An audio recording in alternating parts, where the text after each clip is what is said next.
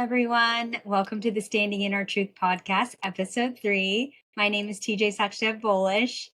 My name is Richa Sachdev Sandhu. And of course, we're excited to be here. It's our favorite time of the week. I look forward to this day every single week, which ends up being a therapy session. Today, we're delving into a topic that we are both very passionate about. Rich will give us an overview from her clinical background. I'll share my experience, strength, and hope, and give some tools and resources on how to navigate attachment styles. I know that it's shaped early on in life, so I can't wait to hear Richa's clinical take on all of this, but I just want to get into how your week's been. How are you doing? Sis, it's been one of those weeks where I'm kind of happy that we're nearing the end of it and getting ready for the weekend. It feels like the planets are off. I haven't done my research on why, because I sometimes look at the charts and I get pretty into all that stuff, but it's been a tough week. And thank you for being there for me during this week. It's given me a lot of insight into just our topic today too. Like, we literally came up with the topic because of some of the things that were happening and started digging into our relationship. So I am excited to dive into that. And how are you, Mama? How are you feeling? I'm feeling good. There's some weeks where I'm very consistent with my routines and making sure I hit my water goals and my exercise goals and, steps. And this week I've just given myself a lot of grace, which I know is needed. Been exploring different coffee shops around Austin, trying all the pastries, because I have such a sweet tooth right now, but I definitely feel like something is off energetically, and I'll have to call my brother right after this podcast and get the deep dive in the astrology world, because he's always given me what's going on, and so I love that about our relationship. So let's delve into this topic. Why don't you start us off with your clinical background and some information about attachment styles for those that don't know their attachment styles or what it's all about? Yeah, I just remember being so excited about the whole attachment theory when I first learned about it. It was in college, and then I dug into it more in grad school. But research has been going on since the 1950s. That's when the theory was actually developed. And the first experiment or assessment that they bring up in school is by John Bowlby, and it's called the strange situation. So people don't really know what it's called, but you'll sometimes see videos online of like babies in rooms and in and out and their reactions. And so that's one of my favorites. It's how I really, I was intrigued by how we develop a lens early on in childhood, and it kind of predicts how we're going to react to relationships later on in life. In this experiment, basically, they gather some 9 to 18-month babies and they put them in a room. The caregivers are chosen. It does not always have to be your mom or dad. It has to be individuals who the child depends on. And so it could be a grandparent, but most of the time it is the mother and the father, because they want to actually see the closeness there in that relationship, and if it affects them or not when the caregiver leaves. And so they basically use the parents as the primary caregivers, and they have them go in and out of the room. First they'll have them playing, and they'll place a stranger in the room as well. So they add like this whole third factor, which is pretty cool. And they'll start playing with the parent. The parent will say, I'll be right back, and leave the room. And they study the child's reaction to that. And that was so interesting to me, because I started wondering, how did I used to react? Did I care when I was dropped off to a babysitter or my aunt or whatever it may be? It really makes you think about that piece. In that study, they developed the 4 basic attachment styles, and I'll let you dive into kind of what all of those are, and how it's kind of seen in the present day. But the secure attachment style is like what they wanted. You want a child to have a reaction when the caregiver leaves. You want them to have a slight like, oh, where are you going, mom? Are you going to be back? And then there could be some discomfort for a limited amount of time. And then they look around the room usually, and they continue playing. And then they're excited when the caregiver comes back, because it's back to your safe space. they developed after that the two that are not ideal for anyone to be, but most of the population is between the anxious and avoidant attachment styles. And anxious is basically in the definition, right? You need reassurance, you're worried, you're wondering if the caregiver will come back. And generally in the study, they they show the child having a little bit more of an elevated response, right? There's not just like, oh, where's mom? It's like, I really need my mom right now, or I'm not going to be okay. They start crying. They start looking around, freaking out with the stranger, pushing away the stranger. And so that's how that specific level was created. And with avoidant, as you can guess, is someone who they didn't really have a reaction to the caregiver. It's one that I've been thinking about a lot recently because I thought it was good when I see a child not really reacting to their parents leaving and not really having any sort of negative emotional effects. But and I've seen it with my son too. Like I thought it was secure. But anyways, the whole level was created because the child pretty much knows that they have to take care of themselves. The caregiver could be there, could not be there, and they need to be fine. And so it's, ideal to be an avoidant, although parents might think it's a positive thing. And so that's the third kind of type. And disorganized is one of my favorites because I just took a test after we talked about this. And I didn't think I was disorganized, but I've seen it change throughout my life. And this one is basically a combination between anxious and avoidant. And it's like a push and pull effect. You're either, you want the closeness and you want the intimacy, but then you're afraid of it. So you pull back. And this is one that is not as popular, but it's interesting. And I'll let you dive into yours, but it's interesting that a lot of like people I know and you and I, we really relate to this one. So that's the four types. And sis, tell us about your test and what's going on with all the topic in your life right now. Yeah, just like you, I've taken the test a couple of times. I had a life coach years back have me read the book Attached and then also take the quiz. And at that time, I was avoidant. And then I switched attachment styles and I've actually learned to become more secure. I mean, that is the most ideal attachment style. You're interdependent, you have a positive self image of yourself, you're very adaptable in situations, you can have healthy intimacy in your relationships, you can express and articulate your emotions. And that for me is ideal. I think of a balanced lifestyle and that's what I strive for. So I have been practicing more secure attachment styles. It's not easy with my avoidant attachment style, which was my attachment style earlier in life, just as it was with my chemical dependency and distraction mechanisms I avoid, right? Like I don't want to feel closeness of people. I'm independent. I don't need help. I don't ask for help. I can do everything alone. But really what's happening deep down inside is that I'm suppressing my emotions and I'm just numbing them through all the unhealthy coping mechanisms that I adapted to in my childhood and my adolescence, and more so in my 20s is when this really popped up for me. Recently, I was taking the quiz and I'm working with a new therapist and I'm disorganized attachment. And I have to tell this story because when I first started dating my husband is when this really popped up. It's just as you said, that push pull. And I craved the intimacy. I wanted this relationship, but I was also afraid that I was going to get rejected or abandoned. So I would quickly pull away, push away. I would ghost. I would start fights like we talked about. I would start to stir things up because I was afraid that he would leave me first. And so that's disorganized attachment style, very contradictory behaviors. I want to be your best friend, but at the same time, I'm afraid that you'll abandon me, so I'll ghost you. I am known for ghosting.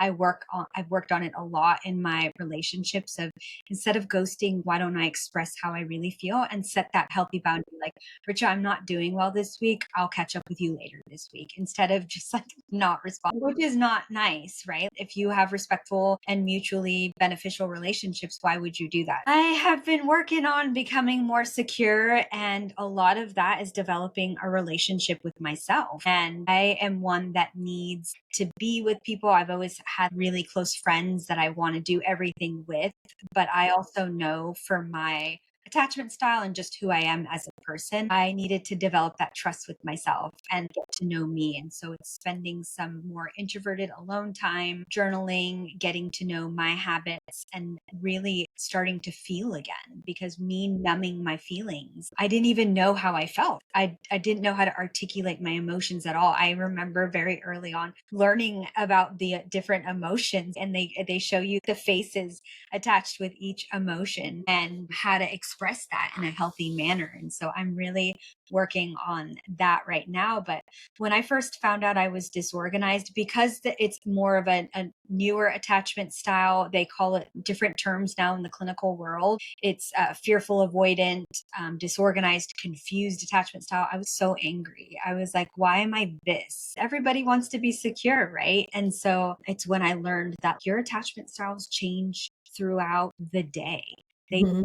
throughout seasons of your life. They change every day. I find myself in that push pull relationships. And if I'm not conscious about my behaviors and my thought patterns and really spending that time with myself, I won't be able to pull myself out of those anxious avoidant. And so I just want to end with, if you end up taking this test, there's so many resources online, and you want to delve into and find out more information about your attachment styles, just know that it changes. It's supposed to be helpful for us to know this information so that we can heal, so that we can get to know our traumas. Oh my gosh, thank you for diving into the personal examples and your relationship, because it comes up a lot today. I feel like, couples therapists and just our generation, we're looking a lot more at like which types of partners attract to each other. And I feel the major component that everyone's looking at is the attachment style, and how the opposite, the avoidant and anxious, usually attract. You're, I can say, because I know your husband, and I know he's a secure partner, and that's the ideal place to be. They say secure and secure, great relationship. I mean, obviously there's other components and factors, but the truth of the matter is that, like, subconsciously, when we are an anxious attachment person, we are attracted to the avoidance. And so, I mean, we don't always end up with them, but I feel in my personal life, I've noticed, if I look at relationships in my life, not just my romantic relationship, but my work and my friendships, they fulfill a need that I am looking for, or make me feel a sense of, again, when my issues come in, it always funnels down to control. And it's like, what's going to make me feel like I am able to manage this? And so currently I am also, like you, disorganized after taking the test, literally just to prepare for this. I'm like, let's see what I'm at right now. But I feel like I grew up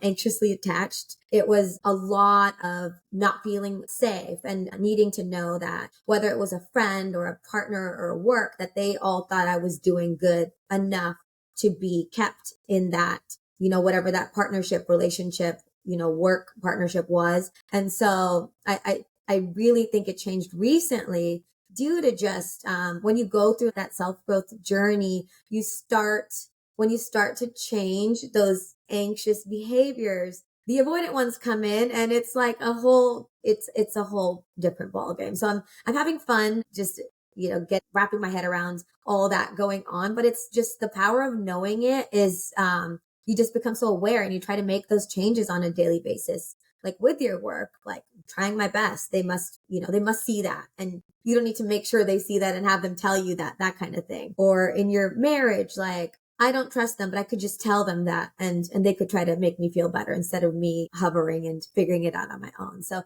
such a powerful tool. I love just looking at relationships and how they all play such, like, this piece plays such a major part in our success in that relationship. Yeah, you made me think about my childhood and if I remember any distress or anxiety. And I have this memory of my parents dropping me off to first grade at a new elementary school. We had just Mhm. moved, and I was standing in line, like you stand in line to get into the classroom before it Yeah. starts. And my mom and or my dad, I can't remember like exactly who was there, but somebody leaving, and I was extremely sad.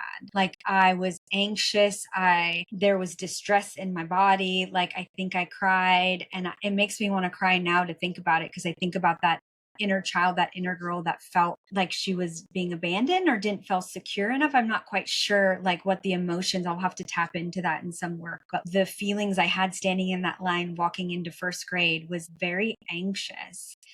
Then I have memories of my childhood where I am hanging out with my cousin, and I spent a lot of time with my cousin. We grew up really close to each other, and just had great relationships. And my parents were working full time. I had my grandparents at home later in my childhood when my sister came along. But I remember hanging out with my cousin who lived really close by, and I never wanted to go home.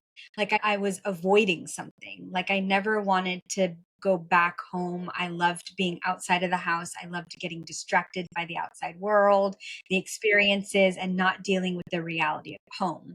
So I think slowly that developed into a more of an avoidant.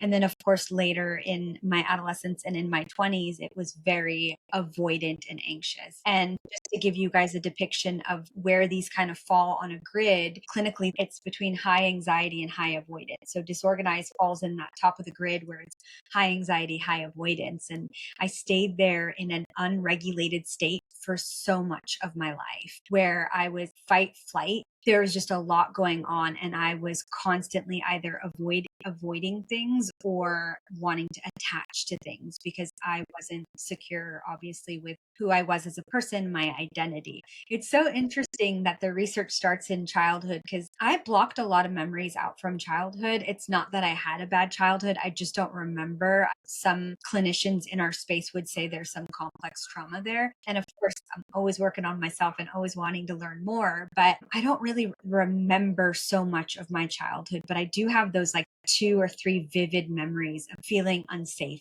like you said, and then also wanting to avoid because I felt unsafe. Yeah. Man, that hits home. I just imagine it's just it makes me get still curious, like in terms of why is it, it's not like our parents make us react a certain way. We do have that whole like innate how we're born and how we might be more timid and we might need more support. But the whole interaction with your parents is, I think it comes up today with the term, which is sometimes offensive, right? We say, oh, you have mommy issues, you have daddy issues. It's offensive. However, there's a nugget of truth to that because it is how we have developed our reactions to the way our parents are. It's not that they have made us be a certain way, but it's how we react to them. And your experience reminded me of right when you were talking, I felt that when I went to boarding school, and it was way later on in life for me, right? I don't remember a lot of the childhood stuff. It really, as in the younger childhood stuff. But for me, after 13, I remember the vivid memories. And obviously they say like most genetic triggers and the way you truly are going to be start around like puberty. And so going to boarding school, I just remember not wanting to go and just that empty feeling of, I really don't want to be without my parents. And I know there was like a reason for it and it was great for me and all that stuff and no fault to them. But I think that's when my attachment style might have changed a little bit. I literally became the most independent through my boarding school experience. And going to college, when most kids develop that whole like, oh, I'm by myself, I already had gone through that early on. So it's interesting that the mommy daddy issues, as we call them, as offensive as they seem today, they're so real, like they're pertinent and relevant to our attachment styles. And I think, for our listeners, like if you really think back to that moment and the moments we talked about, if you think back to a few, you can really actually pinpoint without a test how you were actually brought into this earth, like with what type of style you actually had and when it changed. Very Yeah. interesting. Love that stuff. I love that this is so raw and real because these stories and memories are just popping up for me right now. And when you said mommy and daddy issues, I don't think of it in the proverbial, you got mommy issues, you got daddy issues, and however you make meaning of that, make meaning of it. But for me, it was like, who did I attach to more, right? Like, did I attach to my mommy or did I attach to my daddy? And that changed throughout my life. My mom had to hold it all together for our family. Like you said, you went to boarding school and you became independent. My mom had to be that, working 2 jobs, raising 3 kids, and it was out of survival, right? That's out of survival. And so I didn't have much of an attachment to her as a younger child. I looked to my dad for safety and security. He also took part in a lot of my extracurricular activities. I played soccer. My husband will joke, I say I play competitive soccer, but I I played on one of those traveling teams, varsity as a freshman, and my dad, almost raising me like a boy, because I was the firstborn. What we developed that bond, and so I attached to him, and he Yeah. taught me everything I know about sports today. And I'm very athletic, and so we developed a bond throughout most of my childhood. So some of those memories are just attached to him. But now I'm very attached to my mother. And in fact, as I'm pregnant right now, I want and need my mom more. And I don't know if this is an ancestral feeling that I have, or this attachment I have because she has shown me how to be a mother. But my mom and I are now best friends. And sometimes, like you said, I'm seeking something from that relationship. I always check my motives. Like, am I still looking to my mom for security? Am I still looking for my mom to co-sign my bullshit? Or looking to my mom as whatever it may be? But what I do know, the healthy relationship with my mom is like my best friend. I tell her everything that she needs to know, right? And that I feel comfortable. Like, I'm not sharing everything about my marriage, but I'm sharing enough for us to have a really healthy bond today. And so it's so interesting how when we say things like mommy daddy issues, it's like, for me, what comes to mind is, who did I attach to?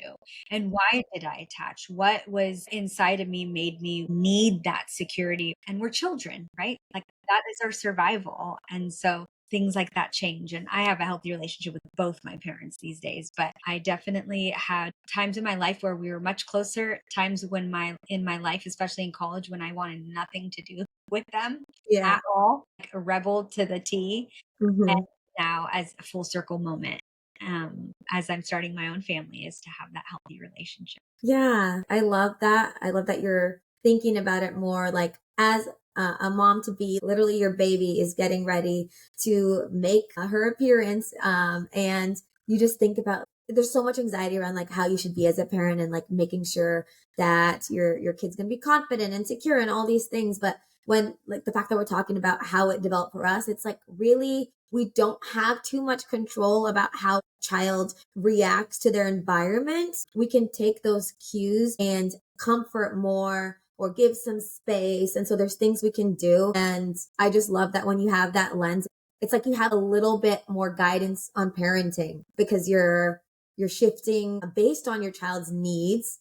And all issues I really feel like stem from your internal needs, right? How we're managing them, how we're managing the world. And so just such a relevant topic. I think about it with Armand all the time. A lot more recently, I've been talking to you about that. Like just, and the best we can do is just like make them feel safe the best we can. Yeah, amen.